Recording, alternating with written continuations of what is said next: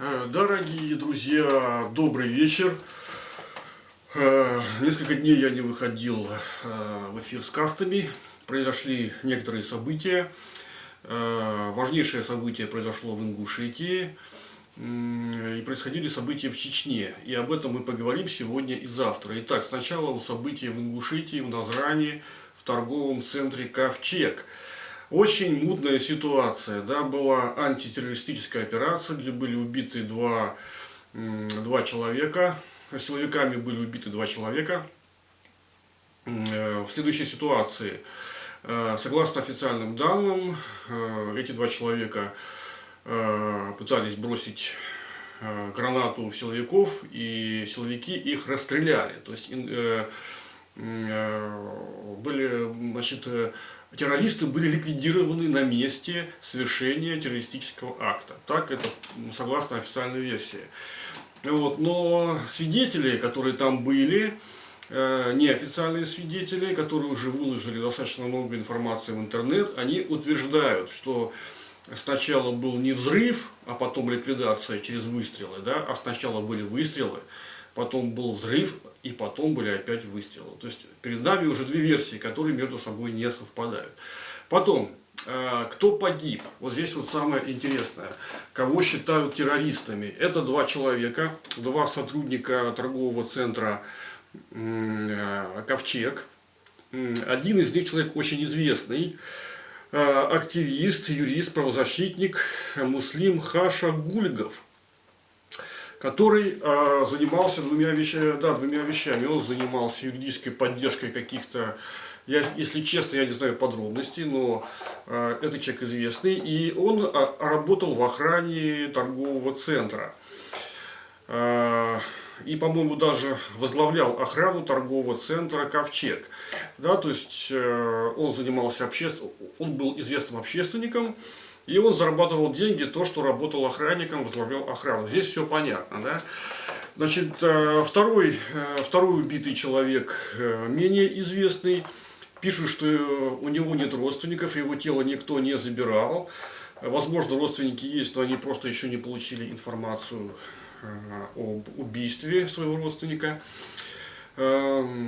Итак, и сегодня в Магасе прошла республиканская панихида, республиканский намаз, поминальная молитва по двум убитым ингушам, один из которых это вот этот известный активист Муслим. Причем панихида была все ингушская, все республиканская. Вот это уже интересно. О чем это говорит? Это говорит о тотальном недоверии всем видам властей и всем видам официальной информации со стороны ингушского народа и ингушской общественности. То есть, никто не верит, что этот человек был действительно террористом. И, видимо, как я предполагаю, большинство людей, большинство ингушей думают, что таким образом силовиками просто было принято решение устранить неугодных людей, неугодных активистов. Я думаю, что такая версия сегодня является господствующей на неофициальном уровне среди ингушского населения. И вот эта массовая панихида, республиканская панихида показывает именно вот эту ситуацию, что власть идет своей дорогой, а ингуши идут своей дорогой. И это очень серьезный симптом. Итак, второй вопрос. Помните ликвидацию молодой женщины на блокпосту в Чечне? Каким образом она была ликвидирована? Она была ликвидирована, то есть она подходила к блокпосту, и, значит, по каким-то признакам силовики решили, что эта женщина молодая является, девушка фактически, по-моему, было 23 года или 24, она является террористкой, и поэтому ее ликвидировали, то есть ее расстреляли на блокпосту. Я об этом делал каст, да? То есть без суда, без следствия, хотя там могло быть масса вариантов. Это мог быть сумасшедший человек, это может быть человек в состоянии психического помутнения, могут быть какие-то другие версии объяснения ее подхода, ее поведения на блокпосте в Чечне. Но, тем не менее, было принято решение ее на всякий случай ликвидировать. Да? И здесь то же самое. Да? Мы видим в торговом центре «Ковчег», мы видим расхождение в показаниях в официальной версии следствия и в неофициальных показаниях свидетелей, которые там были. Да? То есть эти показания уже разнятся. Поэтому есть предположение, опять-таки это не утверждение, это предположение, что современные силовые структуры Российской Федерации, они используют тактику нового типа, которая состоит в том, что убиваем всех, кто вызывает подозрения на всякий случай. Да? И в этой ситуации может оказаться, уважаемые друзья, любой из нас. И не только ингуш, не только чеченец, не только житель Кавказа, а вообще любой гражданин Российской Федерации.